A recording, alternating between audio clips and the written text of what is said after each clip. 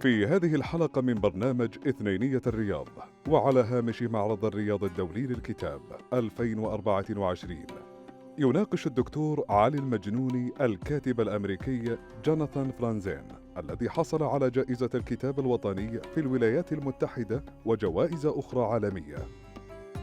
نسلط الضوء على تجربته في القراءة التي صنعت منه روائيا عالميا لتصنف كتبه في قائمة أفضل 20 كتابا في القرن 21 وفقا لصحيفة الجارديان. كما نتناول بعض آرائه في أهمية القراءة وأبرز تحدياته في زمن وسائل التواصل السريعة، وأيضا يروي لنا بعضا من هواياته التي يربطها بفعل الكتابة الروائي. وللحديث بقية في الاثنينية. Good afternoon, ladies and gentlemen. Thank you for joining us. We have in the studio Jonnathan Franzen, an American novelist and writer who will be speaking tomorrow at the Riyadh International Book Fair as part of the cultural program that is joining the fair. Tonight we were going to have a quick and a brief discussion in 30 minutes with Jonnathan Franzen, in which we will talk about his career and also his a couple of themes like reading and some of the things that he will be doing in Saudi Arabia. Mr. Franzen, thank you and welcome to Saudi Arabia. It's great to be here. I know this is your first time in Saudi. Can you please tell me how you feel so far and what are the things that you'll be doing in Saudi? Well, I just flew in at midnight last night, so I haven't had much of an opportunity to see Saudi. I had a wonderful lunch today with a great artist and some other artists and writers, and we came straight to the studio. It looks like a lot is happening in Riyadh, a lot of building in a hurry, and I've got 2.5 days here, and then I'm going to be going on a trip a little bit north of the city, but mostly in the southeastern part of the country, bird watching. Yeah, well, we're going to talk about that later on. Yeah. But now, I see this as a moment of cultural contact in which we exchange ideas and thoughts and works, either fiction or art or anything that's of the same kind. Also, you're going to meet a lot of people. How are you excited about that? And I would like to link this to translation. I know that you're a translator too. You have translated books from German to English. How do you think translation is relevant today, especially in an increasingly globalized world? And how do you think these moments of contact are important today? Well, that's a large question about the importance of cultural contact. I think contact of all kinds is the best hope we have of a less angry world. I know myself, just to tell a quick story, there was a time when I became very angry at China because of things China was doing. This was before certain problems with human rights in China. I was angry about its environmental record. And the sea of plastic washing toward the United States from China and so forth. And so I went to China and to write an article about it. There was a story I wanted to tell, and I started meeting these young bird watchers, and they were completely Chinese, and they were great. And I came home, and it was no longer possible, simply from that 3 weeks of contact with actual people from the other country, it was no longer possible for me to hate the country. I could no longer think of China and think, oh, bad people, bad country, hate them. And that's really all it takes. So international contact, the more we can do it, the more people who get to experience some form of it, I think the better the chances of lowering the temperature of emotions around the world. Regarding translation specifically, I think we're at a critical moment when it's important to remember that translation is an art. We are presented with artificial intelligence as this wonderful thing that's going to make it possible for everyone to understand each other instantly. You don't need to have a translator. You could just feed a text to the machine and it will print out a beautiful translation of it. So far, of course, it's terrible. You can't even do simple things. I discovered that Google was automatically translating lines of German. When I write to Germans, I sometimes write in English and I throw in German. I kind of go back and forth. And it was a simple phrase saying, you know, I still sometimes ride the subway in Germany without paying. Ich fahre immer noch schwarz. And this comes back, and it's like, this is a very common phrase in Germany, schwarz fahren. It comes back as, yeah, I still ride black. So it's terrible. It'll get better, but it will never get that good. But even if it became proficient, really quite good, it's important to remember that when you're talking about a literary text, it took artistry to write that. Artificial intelligence will never be able to do that because it doesn't have desires. It doesn't have experiences. It cannot understand what it's like to be a human being trying to express something. And since high-quality translation involves taking a text and essentially re-experiencing it in a different language that's not going to sound like the original, but somehow is that experience, that is something a machine can't do. And I think it's really important to take every opportunity to stress AI is great for certain stupid things. Translation is an art. We need human translators and we need to pay them. Totally agree. Your work has been translated to many languages, including Arabic. At least one of your novels has been translated to Arabic, that being Corrections. What did that add to your experience as a writer? Did you get to know feedback or to learn feedback from your readers overseas? Yes, I hear from a lot of readers overseas. I do not know who translated me into Arabic. I have quite good relationships, and in some cases have become friends with several of my translators. And it's and in the case of German and to some extent Spanish, I will read the translation. In German, I read the whole thing now, because even a great translator like the one I have, Bettina Barbanel in Germany, she's really good, but she'll miss things. And the excellent editor will also miss things. And especially, I'll have to say, you know, that's supposed to be funny. Let's find, and I'm able to suggest something. So, but with Arabic, I'm flying blind. I can't even read the alphabet. I mean, it's like I look at the license plates and I know that says something. And then below it, they've got the English letters. I know that's an alphabet, but so I have to trust. You have to just trust it. You have to let it go. I've read the translation, the Arabic translation. It was good, actually. Great. Especially, I think what you were concerned about is the funny part. I think it's got conveyed through the translation, and I think that's really important. So, I just a moment back to your interaction with your translators and editors. How does it go? Like, do you have authority of the text? Because it is a translation. It's not your own work, so to speak, if you know what I mean. Right. It's still, it'll be a dual copyright on the edition. It'll be copyright me, but also then German translation copyright Bettina Barmendal. So it is a collaboration in that regard. What you want, what I've found is a good translator will have a few questions. A not so good translator will have no questions.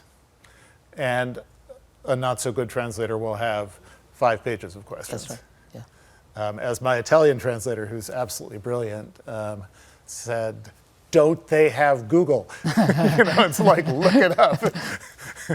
when she saw some of the questions that other translators. But I really value the times when I get to be to have a relationship, usually by email, with the translator, my Chinese translator. We've been going back and forth for years, and it establishes trust, and it also, and I think to hear from me lets them know that I value their work. Sounds great. So you mentioned birding at the beginning of the conversation. I know this is something that you love. How does it go? I mean, in terms of places you visit, and I know this trip has been already planned for you. And do you incorporate your experiences as a bird watcher in your writing? How does it feed into writing, if you know what I mean? And vice versa. Well, it's terrible for writing because every hour I spend bird watching, I'm not spending writing. And what's worse... You're not making money. I don't think about that so much, but it's... yeah, no one's paying me to go bird watching. They both have to be done in the morning, especially in Saudi Arabia. It's all over by 10 in the morning. And that's kind of true of writing too. If it doesn't happen first thing, it's not going to happen. It hasn't, I think, I can draw analogies between the writing and birding. It's important to be patient, to wait. And I, especially as a novelist, have had to learn to be very patient. I have to wait years. For ideas. For the thing to happen, yeah. Years. Ideas are cheap. Okay. Good ideas. So what are you waiting for usually? How characters develop? I'm actually waiting to have something to say. Okay. If that makes any sense. It does. Because you want, when I write a novel, for better or worse, I write it as if it's the first time I've written a novel, but also the last time I've written a novel. Last time I ever will. Which means I don't want to waste anything. I want to put everything I have into the book. Well, great. Then you publish it. Then it's time to write another novel. But oh no, I put everything I had into the last one. So I'm empty. And you just have to wait till something occurs to you. Something is upsetting. Something is making you anxious. Something has changed in your life. Or you suddenly want something you didn't want before. Something like that has to happen. With bird watching, obviously, you know the bird is there and it's not showing itself. And often you're in an uncomfortable place, like you might be out in the desert and the sun's getting higher in the sky. You know the bird is there and you just have to stand there. And often you can't even sit down. It's like, don't move. And don't move for half an hour. Wait, it's in there, it will come out.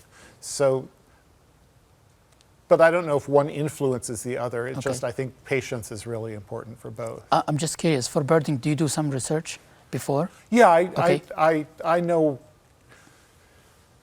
what I'm looking for here in Saudi, yeah. I'm a pretty good bird watcher, I'm a very good bird watcher at home. So if somebody comes to me and says, I'm interested in seeing these birds, or I'd like to go for a walk, what am I hearing, what's that? And I can see just a quarter of a second part of a bird, I will tell you what it is. Okay. So you'd look at me and you'd say, he's great, he's an amazing bird watcher. Tomorrow, Saturday morning when we go out north of Riyadh, I'm going to see a bird right in front of me and I'll be able to look at it for a minute. I'll say, I think that's, which of the larks is the, even though I've studied it, it's so much about being familiar with it. And so it's usually important overseas to go with a good guide. Okay. Somebody who knows it and who can look at it and immediately know. And that's the funny thing, they all look alike. for a long time. And I think this is also related to fiction writing a little bit. Everything looks sort of the same until you really look at it and until you have deep experience with it. And things that seemed identical at first glance, the more you look at it, the more you see difference and the more you see subtlety and complexity. And I think that's a little bit of the fiction writer's craft too. Okay, so reading. I know that Riyadh's book fair last year attracted over 1 million visitors. Really? Who came, yes, who came for the either for the book fair itself or the accompanying cultural program. I would like to ask you, maybe share your thoughts on why read, especially today. You just mentioned AI in terms of in terms of translation. Also, I think the question is still relevant. Why read in the age of social media and AI? Why is it still important that people pick up a book and read something? It's not. That's the beauty of it. It's not important. I mean, I think if I were a parent of a young child, I would encourage them to read. Okay. I think reading is very important. Why? Because even on social media, pretty much any work you do, even to decipher what ChatGPT tells you falsely is the answer to some question you've asked, you have to be able to read. Exactly. So you need to be able, you need to learn to read, and I would say you need to be able to read well. You need to be able to read critically. You need to be able to say, well, where did that information come from? So reading is bound up in education. Critical thinking is part of education. All of that is bound up together. So obviously reading itself is an important skill. Okay. But reading fiction, reading a novel, there's no reason to do it. Strange coming from a novelist. No, well, there's one reason to do it. For pleasure. And pleasure can have many different levels. It can be just makes the time go by. I'm involved in this story. Oh, the plane has already landed. Where have I been for 3 hours? Okay. That's a kind of pleasure. The pleasure of forgetting. That's why certain drugs are pleasurable, because you just missed all that time. And why that should be pleasurable, I don't know, but it is. There's the pleasure, the beauty of language. There's the pleasure of recognition.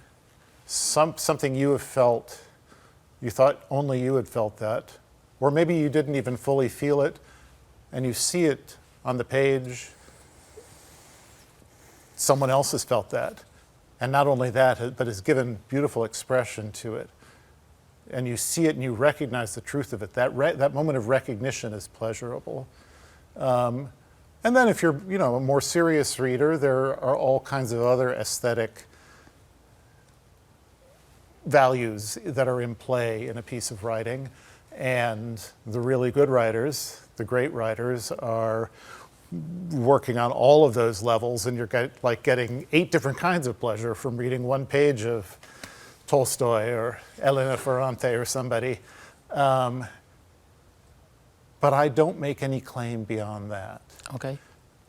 And I think it's important that the novelists not assume that people are going to be reading the book out of a sense of duty. This is good for me. I think it's up to the novelist to say, you're going to want to read this because you're going to have a great time. And that's why I really lay such stress on pleasure and much less on duty. Yeah. I do think the pleasures of reading, the experience of reading is different from any other kind of artistic experience, because specifically compared to visual media are wonderful. We live in a golden age of television. Films, even amateur videos, it's all very compelling. It's great, but that the quality of communication between one person, the writer, and another, the reader, and the means of that communication, its transmission through this very simple alphabet, so that the writer has distilled everything into this alphabet, and the reader is creating this world based on just these marks on the page, that is a unique aesthetic transaction. Mm-hmm. And there's a, I think, unique sense of closeness between the reader and the writer, particularly what the reader feels, what I as the reader feel. I feel close to Thomas Hardy when I read Far from the Madding Crowd. I don't even know the man. He was dead for 45 years before I was born, and I feel this closeness with him. It's like, oh wow, Tom, you know, because he's living in the page, and that sense, that's a unique thing, and if you don't read, you're never going to know that experience, and you're never going to have that pleasure. As you're stressing the function of pleasure, so to speak, I kept thinking about something that's usually thought of accompanying pleasure, which is learning. Are you excluding that, or are you making a distinction between the two functions of literature that usually people talk about? Well, someone who only learns by watching images and listening to spoken language is not going to learn in the same way. If we're talking about information, mastering a subject, yeah, it's important. And if I need to repair something at home, I would actually rather watch a YouTube video about how to do that particular repair, because it's easy. You get to see how it's done. So learning is not dependent on reading, but certain kinds of learning, I think, are done better by reading, and certain kinds of casual learning, like what you might learn from a newspaper. I'm very frustrated. I don't like listening to radio news. Mm-hmm. I don't like watching televised news, because they'll talk for a minute about something. I already know all that. Like, you're just telling me something I already know. If I'm reading, it's like I see that paragraph coming, I'm down to the next paragraph. So it's actually it's a much more efficient way of learning, because you can actually locate with your eyes visually in real time what you need to be paying attention to, and skipping all the rest. And you could go back and you can go back, and that's right, without laboriously rewinding or whatever. So I think it's a very efficient tool. And yes, sometimes you even read a novel to learn. I have been introduced to, I had seen it in the stores, and today I met the author of Girls of Riyadh. Okay. And I have a feeling I'm going to learn something about life for a certain number of young women in Riyadh. In a certain time. At a certain moment, and I'm going to know more having read that.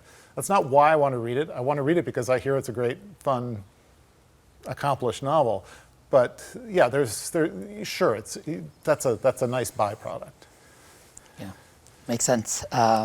You wrote a couple of times about the status of a novel as a genre, or as a cultural form, and you linked that to the increasingly dominant status of the TV.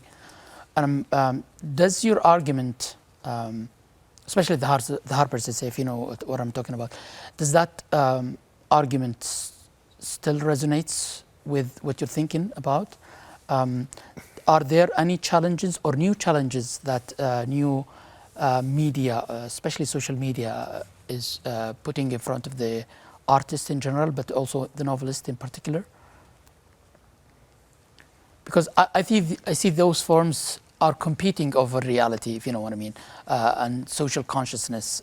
Each form works in a different way, but there is a kind of competition. And I think the novelist is not necessarily, asked to mimic these, but there is certainly some kind of competition over reality, representation of reality, or even the creation of certain realities. Yeah, in the competition, if there's a competition between the novel and the world of technology, it's like a competition between Liechtenstein and Russia.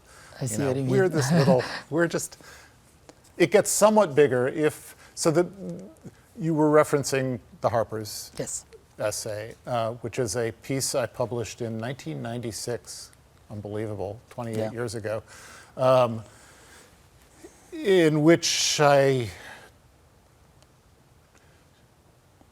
expressed my despair about the social utility of writing novels. I had come up thinking the novel could change the world. A powerful form, there are many things wrong with the world, we're going to change the world with fiction. And, you know, after about 15 years of living with that illusion, I, woke up and couldn't think of very many examples of a novel that had changed the world in the way I imagined it would. And indeed, I'd written two, and they had not changed the world. So I wrote this long essay about, what is the social novel for? What does a social novel look like? And I was, as you say, I was particularly concerned by the erosion of readership, the way people were spending more and more time on screens. First it was movies, then it was TV, now it was computer screens. And I predicted sort of the end of the novel, the end of reading. I still stand by much of what is in that essay because in that essay I describe how I came to a new understanding of what the novel is. I came to an understanding that there's a community of readers and writers, and it's not defined by wealth or power or gender or ethnicity. It's defined by a kind of commitment to this particular art form, and realize that group will never, it might become smaller, but it will never go away. And that I, as a writer, have a role within that community. All of that I still completely subscribe to. Two things. Two things happened. One is I published the corrections, and I suddenly thought, they're this little community that turns out to be, maybe it's not so little. Maybe there are a lot of people who can respond to a book like I wanted to write. But the main thing was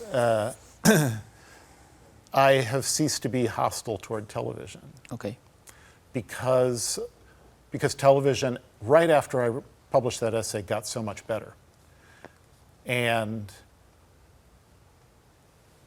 25 years later, looking back, I say, what I was looking for in the social novel, what people looked for in the social novel in the 19th century, television is now providing. And in fact, quality television is a kind of novel, and I should not disdain it, I should celebrate it.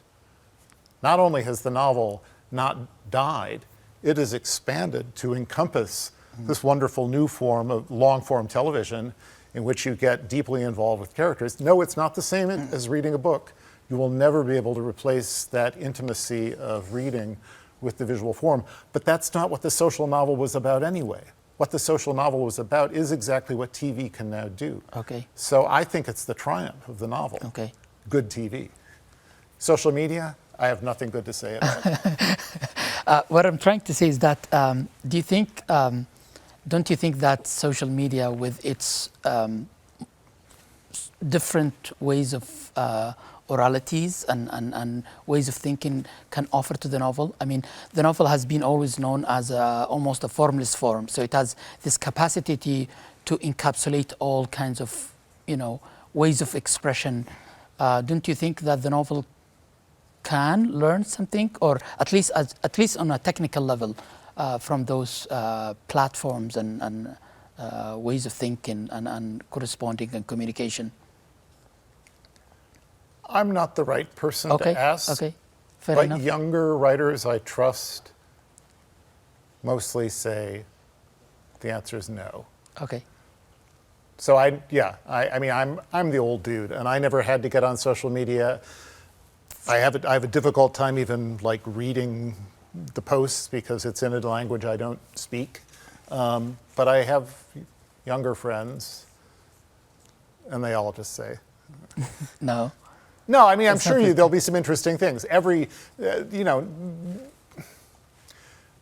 A good artist can make something out of anything. And even something as barren, infuriating, and largely pointless as social media, you can find something. I would like to know about some of the influences. Who are the writers or works that have had or at least a significant impact on your writing, but before of that, your way of looking at the novel or writing in general? It's such a long list. Has that changed over the years?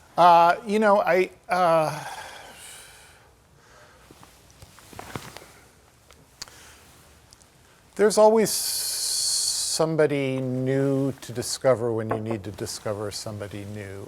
I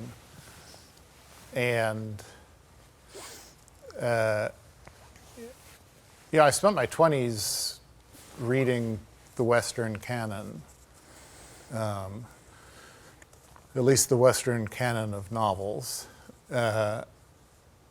Didn't read all of Proust. Yes. Never finished Moby Dick, but I pretty much covered the territory. I even read a lot of the 18th century novels because I thought, well, I want to learn the craft, and those all left their mark. Don DeLillo was very important to me in my 20s. When I had a change in direction in the 30s, there were a bunch of writers like Kensaburo Oe, Paula Fox, Jane Smiley, Haldor Laxness, Alice Munro, who really pointed me in a new direction.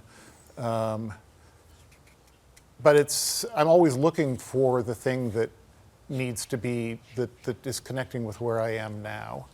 And I would say with my last book, I was actually almost finished with it when I found my way to Vasily Grossman's great novel, Life and Fate. Don't know if there's an Arabic version of it. Yes. There is? Translation, yes. A translation, Yes. Great. I'm going to put in a plug for it. So Vasily Grossman was somebody who survived the Stalinist purges. In fact, was something of a favorite writer of Stalin. So even as his friends were being imprisoned and murdered, he was allowed to survive, partly because he was really good. And he was a great war journalist, probably the greatest Soviet war journalist in the Second World War. He covered the Battle of Stalingrad.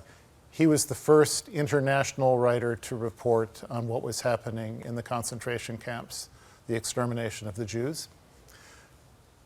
He fell out of favor after Stalin died. And he was too important. They couldn't kill him, but they couldn't let him write. He somehow wrote this great novel, 1,000 pages, Life and Fate, its title echoing War and Peace. And it's a great story because the KGB thought they knew everybody. He knew. And they were watching for him to try to slip a manuscript to one of his contacts. They had everybody covered, but they didn't know about this friend he'd had, like when he was 10 years old, and had somehow stayed in touch with, but they knew nothing about. He slipped her, I think it was a she, a copy of the manuscript, which was smuggled out, published in the West in the 70s. The book wasn't published in Russia until after, I think it was in the time of Yeltsin, so it was after the Soviet Union dissolved. Anyway, it's a great book because it's very, very relevant because much of it is an amazing fictional account of the Battle of Stalingrad, but it's much more than that. But really what it's like to be a person of conscience Okay. A person who believes in human kindness, stuck between Stalin on one side, who had just murdered several million people and exiled further millions, brutal, ruthless, after show trials in many cases, in some cases not, just took them out and shot them. On the one hand, you have that. On the other hand, Hitler. And there you are watching these two basically hateful regimes. One of them committed to the worker, the other also committed to the worker, by the way, National Socialist Party. One of them fascist, the other communist, right wing, left wing. You're stuck in the middle and you're watching them destroy each other. It's kind of relevant now. It is.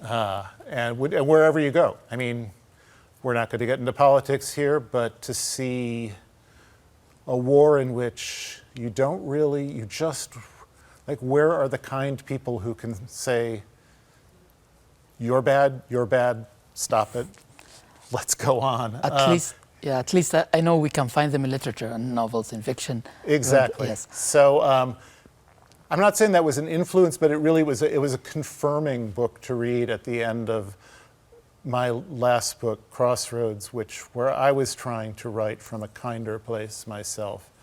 And so I'll recommend it. Vasily Grossman, Life and Fate. We should be winding down here too, yes, I think. That's true. I haven't read your latest novel. Okay. But what? So I have a question as we wrap up. What has inspired you to write a trilogy? I'm just curious. Oh well, we'll see if I can. Okay. But it's already out there. At least I know. The intention. What inspired me to talk of a trilogy to my publishers was that what was supposed to be the first third of a book turned into a whole book, and and they were like, well, wait, this is only a third of the book. Yes, well, there are two more. Okay. So not some deep-seated aesthetic dedication to the notion of a multi-volume At novel. least, are you working, I'm assuming, on the second book in the trilogy? Hopes. I'm in a television studio in Riyadh. Okay. Does it look like I'm working? Okay. Still, you never know. No, like I say, it's all about patience. Okay, good. Well, it has been a pleasure. Likewise. Thank you, Mr. Franzin. Thanks a lot. Thank you, everyone, for being with us, and have a good night.